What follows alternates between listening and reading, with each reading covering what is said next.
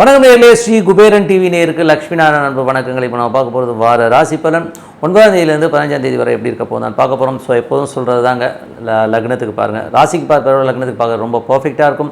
உதாரணமாக ஒரு மகர லக்னம் விருச்சிக ராசினா நீங்கள் விருச்சிக ராசிக்கான பலன்களை பார்க்குற மகர ராசிக்கான பலன்களை பார்க்குறது ரொம்ப பர்ஃபெக்டாக இருக்கும். ஃபஸ்ட்டு வர்றது பொது பலன்கள், அதுக்கப்புறம் வர்றது தசாபுத்தி பலன்கள். ஸோ உங்களுக்கு என்ன தசாபுத்தி அந்தரங்கள் வருதோ அதை வந்து மிங்கிள் பண்ணி பார்க்கும்போது ரொம்ப பர்ஃபெக்டாக இருக்கும். வீடியோட எண்டில் டிப் ஆஃப் த வீக் இருக்குது, மறக்காமல் பாருங்கள்.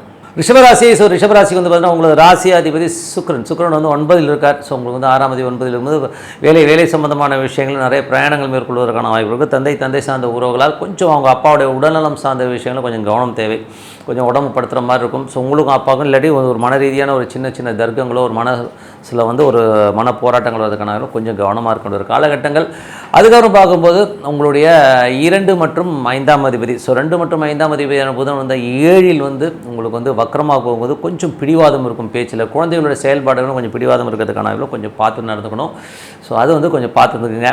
அதுக்கப்புறம் பார்க்கும்போது உங்களுக்கு 3ஆம் அதிபதியான சந்திரன் வந்து நல்ல லாபம் நல்ல ஏற்றங்களும் கொடுவதற்கான வாய்ப்பு ரொம்ப நல்லா இருக்குது. அதுக்கப்புறம் பார்த்திங்கன்னா ஒரு புதன் வியாழக்கிழமைகளில் கொஞ்சம் செலவுகள் அதிகமாக இருக்கும். ஸோ அதுக்கப்புறம் எல்லாமே சிறப்பாக நடப்பதற்கான வாய்ப்பும் ஒரு பெரும் பணம் வந்து வாரத்தின் இறுதி பகுதியில் வரதுக்கான வாய்ப்புகளையும் நிறைய சிறப்பாக இருக்குங்க. அதுக்கப்புறம் பார்க்கும்போது உங்களது 4ஆம் அதிபதியான சூரியன் வந்து 7ல் இருக்கும்போது நல்ல ஏற்றுக்கு நல்ல லாபங்களை கொடுக்கறதுக்கான வாய்ப்புலாம் ரொம்ப நல்லா இருக்குது. ஸோ பூர்வீகம் சம்பந்தமான விஷயங்கள்லாம் ரொம்ப சிறப்பாக இருக்கும். குழந்தைகளோட வளர்ச்சிகள் ரொம்ப நல்லா இருக்குங்க. ஸோ நிலபுலங்கள் சார்ந்த விஷயங்களும் நல்ல ஏற்றங்கள் வருவதற்கான வாய்ப்பு ரொம்ப நல்லா இருக்குது. அதுக்கப்புறம் 5ஆம் அதிபதியான புதன் வந்து 7ல் இருக்கும்போது குழந்தைகளோட விஷயங்களை கொஞ்சம் பிடிவாதங்கள் இருக்கிறதுக்கான வாய்ப்பு, பூர்வீகம் சம்பந்தமான விஷயம் கொஞ்சம் போகலான்னு கொஞ்சம் தள்ளி போகிறதுக்கான வாய்ப்புகளை நிறைய ஏற்படுத்தும். அதேபோல் 6ஆம் அதிபதியான சுக்கிரன் வந்து 9ல் இருக்கும்போது வேலை விஷயமாக நிறைய பிரயாணங்கள் மேற்கொள்வதற்கான வாய்ப்பு நிறைய கொடுத்துரும். ஸோ மற்றபடி எல்லாமே லாபமாக கண்டிப்பாக லாபமாக இருக்குங்க. ஸோ அதுக்கப்புறம் பார்க்கும்போது உங்களுக்கு வந்து 7ஆம் அதிபதியான செவ்வாய். ஸோ 7ஆம் அதிபதியான செவ்வாய் வந்து 3ல் இருக்கும்போது கொஞ்சம் கவனம் தேவை. இதில் வந்து பார்த்திங்கன்னா கணவன் மனைவி உறவில் வந்து பார்த்திங்கன்னா நிறைய சந்தேகங்கள் இருக்கும். பார்ட்னர்ஷிப் சம்மந்தமான விஷயங்கள் இவன் நல்லவனா கெட்டவனாங்கிற மாதிரியான கன்ஃபியூஷன்ஸை கண்டிப்பாக ஏற்படுத்தும். கொஞ்சம் கவனமாக இருந்துக்குங்க. ஸோ அதுக்கப்புறம் பார்க்கும்போது 8ஆம் அதிபதியான குரு வந்து உங்களுக்கு ராசியிலே இருக்கும். மூத்த சகோதர சார்ந்த விஷயங்களே ரொம்ப கவனம் தேவை. நண்பர்கள் விஷயங்களும் கொஞ்சம் கவனமாக இருக்கின்றது காலகட்டங்கள் தான், கொஞ்சம் கவனமாக இருங்க.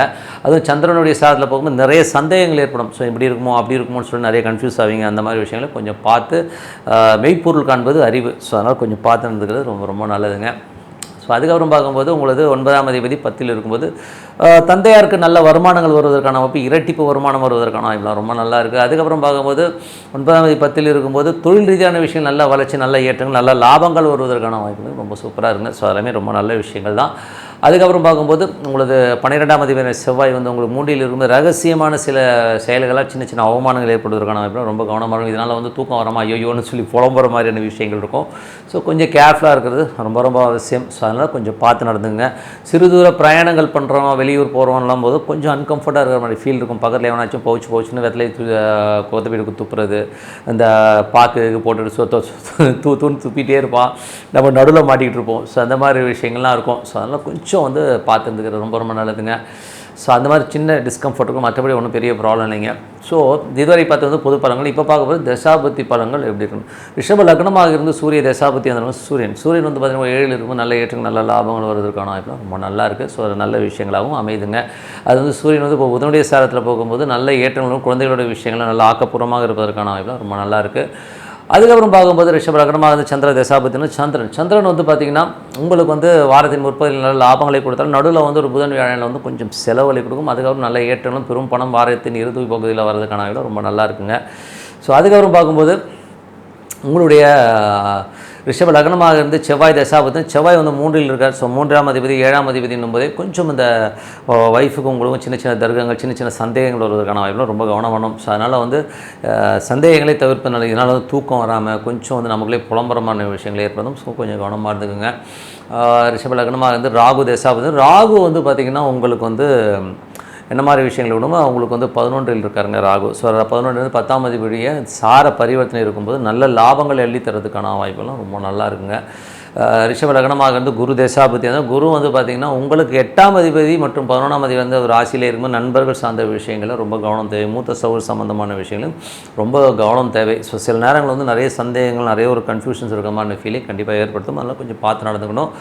ஸோ அதுக்கப்புறம் பார்க்கும்போது உங்களுக்கு வந்து ரிஷப லக்னமாக வந்து சனி தேசாபதி, சனி வந்து பார்த்திங்கன்னா நல்ல லாபங்கள் நல்ல ஏற்றங்கள் கொடுப்பதற்கான வாய்ப்பு ரொம்ப சிறப்பாக இருக்குது. தந்தை சார்ந்த உறவுகள் வெளிநாட்டில் இருந்தால் பெரும் பணம் வருவதற்கான வாய்ப்பு ரொம்ப நல்லா இருக்குங்க. ரிஷப லக்னமாக வந்து புதன் தேசாபுத்தி இருந்தாலும் புதன் வந்து பார்த்திங்கன்னா உங்களுக்கு வந்து 7 இருக்கும்போது நல்ல ஏற்றங்களை கொடுப்பதற்கான வாய்ப்பு. பட் வக்கரமாக இருக்கும், கொஞ்சம் ஸ்லோவாக போகிற மாதிரி ஃபீல் இருக்கும். கணவன் மனைவியினோட வந்து சின்ன ஒரு என்ன சொல்கிறது, கொஞ்சம் வேகமாக புரிஞ்சிக்காமல் உள்ளுக்குள்ளே புலம்புறது, கொஞ்சம் டிலேடாக இருக்கிறது மாதிரி விஷயங்கள்லாம் நிறைய இருக்கும். ரிஷபலக்னமாக வந்து கேது தேசாபதி, கேது வந்து பார்த்திங்கன்னா உங்களுக்கு வந்து 5ல் இருக்கும்போது அது வந்து சூரியனுடைய சாதத்தில் போகும்போது நல்ல ஏற்றங்கள் தருவதற்கான நல்ல சந்தோஷங்களும் குதூகலத்தையும் கண்டிப்பாக ஏற்படுத்துங்க. ஸோ அது வந்து 7, 5 என்பதே காதல் சார்ந்த விஷயம். காதல் வந்து திருமணத்துக்கு முடிவதற்கான வாய்ப்புலாம் ரொம்ப நல்லா இருக்குங்க. ரிஷபலக்னம் வந்து சுக்கிர தேசாபதினா சுக்கிரன் வந்து பார்த்திங்கன்னா உங்களுக்கு வந்து 9ல் இருக்கிறாங்க. ஸோ 9ல் இருக்கும்போது என்ன மாதிரி விஷயம், 7, 9 இருக்கும்போது நல்ல ஒரு பிரயாணங்கள் மேற்கொள்வதற்கான வாய்ப்புலாம் நிறைய இருக்குது. ஸோ பிரயாணங்கள் சார்ந்த விஷயங்கள் ரொம்ப சிறப்பாக இருப்பதற்கான வாய்ப்பு. வேலை விஷயங்கள் வந்து நிறைய பிரயாணம் இருக்கும். ஏதாச்சும் அப்பாவுடைய உடல்நலம் சார்ந்த விஷயங்களும் கொஞ்சம் கவனமாக இருக்கிறது ரொம்ப அவசியங்க. ஸோ நல்ல விஷயங்கள் நல்ல மாற்றங்களாக ஒரு பிரார்த்தனை அவசியம். மனதார இறைவனை பிரார்த்தனை பண்ணும்போது கண்டிப்பாக அடுத்த லெவல் போகிறதுக்கான வாய்ப்புலாம் ரொம்ப சிறப்பாக. Tip of the week. So tip of the வீக்கில் வந்து மாந்திரிகம் என்பது நல்லதா கெட்டதா அப்படிங்கிறத பற்றி தான் நம்ம சொல்ல போகிறோம். ஸோ நிறைய பேர் வந்து இந்த பிளாக் மேஜிக்ங்கிற ஒரு விஷயத்தில் வந்து ரொம்ப எடிக்ட் ஆகிருக்காங்க. காரணம் என்னென்னா நிறைய சீரியல்ஸு நிறைய விஷயங்கள் வந்து பார்த்திங்கன்னா இந்த பிளாக் மேஜிக்ங்கிற ஒரு விஷயத்தை வந்து எல்லாருமே மைண்டில் போட்டுக்கிட்டு எனக்கு காரியம் ஆகணும்னா இந்த மாதிரி பண்ணால் எனக்கு இப்படி ஆகிடும்னு சொல்லி போகிறாங்க. ஸோ இது நல்லதா கெட்டதானா? கண்டிப்பாக கெட்டதுங்க. ஏன்னா வந்து இது வந்து பிளாக் மேஜிக்ன்றது வந்து ஒருத்தனுடைய விதியை வந்து நீங்கள் வந்து ஏதோ ரூபத்தில் போய் உள்ளே அட்டாக் பண்ணி அவனுக்கு வந்து வரவிடாமல் பண்ணுறதோ இல்லை வேறு ஒரு ரூபத்தில் ஒரு மந்திரவாதியை வச்சு பண்ணுறதெல்லாம் வந்து இன்றைக்கி ஆகுமானா இன்றைக்கி அந்த மாதிரி ஆட்கள் இல்லை. அது வேறு விஷயம். பியூராக வந்து இருக்கிற ஆட்கள் ரொம்ப கம்மி, ஒரு 5% இருந்தால் பெரிய, மற்றவங்களாம் ஏமாத்துறாள் தான். ஸோ வேறு எனக்கு பர்ஃபெக்டாக தெரியும், எல்லாம் ஏமாத்துறாள் தான். உள்ளே மாட்டிங்கன்னா இல்லை லட்சக்கணக்கில் ஆட்டையை போட்டுருவாங்க. ஸோ அந்த மாதிரி வந்து ஒரு திருட்டுத்தனமான ஒரு பிளாக் மேஜிஷியன்ஸ் நிறைய பேர் இருக்காங்க. சின்ன சித்து விலைகள்லாம் பண்ணுவாங்க, இல்லைன்னு சொல்ல மாட்டேன். பட் இருந்தாலும் அது பண்ணலாமான பண்ணாதீங்க. ஏன்னா வந்து உங்கள் விதிக்கப்பட்ட விதியை நீங்கள் அனுபவிச்சு தீரணுங்கிற ஒரு கர்மாவே நீங்கள் அனுபவிச்சு தான் ஆகணுமே ஒழிய அந்த டைமில் போய்ட்டு நான் வந்து இது பண்ண மாட்டேன் அது பண்ண மாட்டேன்னு சொன்னிங்கன்னா அது மாட்டிக்கும். ஸோ அது ஒரு விஷயம். பிளாக் மேஜிஷியன் பண்ணிங்கன்னா நாளைக்கு உங்கள் வம்சா வழியில் வந்து அது வந்து ஒரு கர்மாவாக வந்து இணைஞ்சிரும். நீங்கள் வந்து இன்றைக்கி நல்லா இருக்கணுன்றதுக்காக இன்னொருத்தனை கெடுக்கிறதுக்காக செய்கிற ஒரு விஷயம் கண்டிப்பாக வந்து அது பிளாக் அது ஒரு கர்மாவாக மாறி அது உங்களுக்கு குழந்தைகளாக பேர குழந்தைகளாக வந்து உங்களுக்கு வாழ்நாள் ஃபுல்லாக வந்து படுத்தி எடுத்துருங்கிறது உண்மையான விஷயம். ஸோ இதுக்கு ஒரு உதாரணம் சொல்லணும்னா எனக்கு தெரிஞ்ச ஒருத்தர், ரொம்ப க்ளோஸ் ஃப்ரெண்டு தான் அவர் வந்து எங்களோட இருந்தார். நான் சொல்கிறது வந்து ஒரு மோர் தென் ஒரு 35 இயர்ஸ் பேக், ஒரு 35 ஆண்டுகளுக்கு முன்னாடி வந்து அவங்க இருந்தாங்க. ஸோ அவர் வந்து ரொம்ப சாதாரண நிலையில் இருந்தார். ஒரு சைக்கிள் வச்சுட்டு தான் போவார்.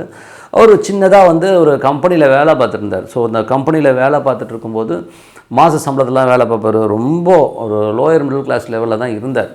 ஸோ அப்படி இருக்கும்போது இவர் என்ன பண்ணார்னா கொஞ்சமாக ஒரு சின்னதாக வந்து ஒரு கம்பெனி ஆரம்பித்தார். அங்கே வேலை பார்த்துக்கிட்டே இங்கே வந்து ஒரு கம்பெனி ஆரம்பித்து அதுக்கப்புறம் அங்கே இருக்க ஆர்டர்ஸ் எல்லாம் கொஞ்சமாக டைவெர்ட் பண்ணி அதை டெவலப் பண்ணார். ஸோ இதுக்கு நடுவில் இருந்து என்ன பண்ணுவார்னா இவர் வந்து ஒரு சில ஆட்களை கூப்பிட்டு வந்து இந்த எந்திரம் பண்ணி நிறைய மந்திரங்கள் உச்சாடனங்கள் இதெல்லாம் வேலையும் பார்ப்பாருங்க. ஸோ இது வேலையெல்லாம் பார்த்து பார்த்திங்கன்னா ஒரு ஆஃபீஸ்க்கு போனீங்கன்னா நிறைய தகடுகளாக இருக்கும், நிறைய தகடுகள் இந்த மாதிரி விஷயங்களெல்லாம் வந்து அவர் பண்ணிகிட்டு இருந்தார். க்ரோத் இருந்ததுன்னா பயங்கரமான க்ரோத் இருந்தது. க்ரோத்னா எப்படி தெரியுங்களா இருக்கும், நிறைய ஆர்டர்ஸு. அவர் ஆஃபீஸில் வேலை பார்த்த இடத்துலேருந்து இவர் வந்து அந்த ஆர்டர்ஸ் எல்லாம் வந்து கன்வெர்ட் பண்ணி இங்கே கொண்டு வந்தால் இந்த பக்கம் மாந்திரிக விஷயமும் பண்ணிக்கிட்டு ஆளுங்களை வச்சு பண்ணுவார். பணம் கொடுத்தா ஒருத்தர் வந்து பண்ணி கொடுத்துட்டு இருந்தார். அந்த மாந்திரிகம் பண்ணுற ஆளை பார்த்திங்கன்னா எப்படி இருப்பார் தெரியுங்களா, ரொம்ப கோரமாக இருப்பார் ஆள். ஸோ அப்போ அவன் எவ்வளோ காசுக்காக எவ்வளோ கெட்டது பண்ணியிருக்கான்றது வந்து அவன் ஃபேஸ் பார்த்தாலே தெரியும். அந்த ஆளுக்கு பார்த்திங்கன்னா மண்டேயில் வந்து ஒரு கொண்ட மாதிரி ஒரு இதே வந்துருக்கும், சதையை வந்து ஒரு மாதிரி வெளியில் வந்த மாதிரிலாம் இருக்கும். ஸோ கொஞ்சம் ஒரு மோசமான ஒரு சயின்ஸ் இது, அக்கல்ட் சயின்ஸ்னு சொல்லுவோம். ஸோ பிளாக் மேஜிஷியன்ஸில் வந்து பார்த்திங்கன்னா இந்த மாதிரி பண்ணும்போது அந்த ஆள் வந்து அந்த மாதிரி பண்ணிக்கிட்டே இருந்தார். இவருக்கு வந்து நல்ல வளர்ச்சினா எப்படி சொல்கிறேன்னா ஒரு சாதாரண கம்பெனியாக தொடங்குறது. அதுக்கப்புறம் அந்த வேலையெல்லாம் விட்டுட்டார். அவர் கீழே வந்து ஒரு 10 பேர் வேலை செய்கிறாங்க, 10-15 பேர் அந்த கம்பெனியில் வேலை பார்க்குறாங்க. அதுக்கப்புறம் கார் வாங்குறாரு. அதுக்கப்புறம் ஃபாரின் கண்ட்ரியோட டைப் போடுற அளவுக்கு வந்து இவருடைய வளர்ச்சி இருந்தது. பட் என்ன ஆச்சுன்னா சடனாங்க ஒன் ஃபைன் டே திடீர்னு ஒரு ஆக்சிடெண்ட் நடந்தது. ஒரு சின்னதாக வந்து ஒரு சின்ன ஆக்சிடெண்ட்டில் உடனே உயிர் போச்சு. அந்த ஆக்சிடெண்ட்டில் இறக்கணும்னு அவசியமே கிடையாது, திடீர்னு இறந்துட்டார். டோட்டல் எல்லாமே ஷட் டவுன் ஆச்சு. அது மட்டும் இல்லாமல் அவருக்கு பெரிய கர்மா என்ன வந்ததுன்னா இவருடைய வளர்ச்சி வந்து என்றைக்கு வந்து அந்த கம்பெனிலேருந்து ஆர்டர்ஸ்லாம் கன்வெர்ட் பண்ணி இது பண்ணாரோ அப்போ வந்து முதல் குழந்தை அவருக்கு ஏற்கனவே இருந்தது. 2வது குழந்தைய வந்து அதை பிறக்கும்போது அது மூளை வளர்ச்சி கூண்டிய ஒரு குழந்தையாக பிறந்துச்சு. அதனால் அதுக்காக எவ்வளோ செலவு பண்ணார். அவருக்கு வேதனைன்னா அந்த குழந்தையால் ரொம்ப வேதனை இருந்தது. ஸோ அவ்வளோ கஷ்டப்பட்டாங்க. ஸோ ஏன் சொல்கிறேன்னா அந்த பிளாக் மேஜிஷியனுங்கிறது வந்து உங்கள் வம்சாவழியை பாதிக்கும் அப்படிங்கிறதுக்கான உதாரணம் இது. ஸோ அவ்வளோ கஷ்டங்களை வந்து அந்த பிளாக் மேஜிஷியன் கொடுத்துரும். ஸோ அதனால் தயவுசெய்து யாராச்சும் வந்து இன்றைக்கி நான் நல்லா இருக்கணும், இன்றைக்கி பணம் வரணும், எனக்கு வந்து இவன் அழியணும், இவன் கெட்டு போகணும், இந்த மாதிரிலாம் வந்து தவறான ஒரு நெகட்டிவிட்டியாக ஒரு சில விஷயம் செய்ய போனீங்கன்னா உங்களது மகன்கள் பேர குழந்தைகள் கண்டிப்பாக பாதிக்கப்படும். அதனால் வந்து தயவுசெய்து அந்த விஷயங்களே போகாதீங்க. அது விஷயத்துக்கு பக்கமே போகாமல் இருக்கிறது ரொம்ப நல்லது. ஏன்னா நான் கண்ணுக்கு அவங்க எவ்வளோ பெயின் தெரியுங்களா. அவங்க காசு இல்லாத போதே அவ்வளோ சந்தோஷமாக இருந்தாங்க. நான் எனக்கு நல்லா தெரியும். காசு இல்லாத போதே அந்த அழகாக சைக்கிளில் போவாங்க. அதுக்கப்புறம் ஒரு ஸ்கூட்டரில் வச்சுருந்தார். ஸ்கூட்டரில் அவ்வளோ சந்தோஷமாக போயிட்டு இருந்த ஃபேமிலி. அதுக்கப்புறம் அந்த குழந்தை பிறந்ததுக்கப்புறம் அவங்க டோட்டலாக அவங்க சந்தோஷம் எல்லாமே போயிடுச்சு. பணம் இருந்தது, பட் சந்தோஷம் டோட்டலாக போயிடுச்சு.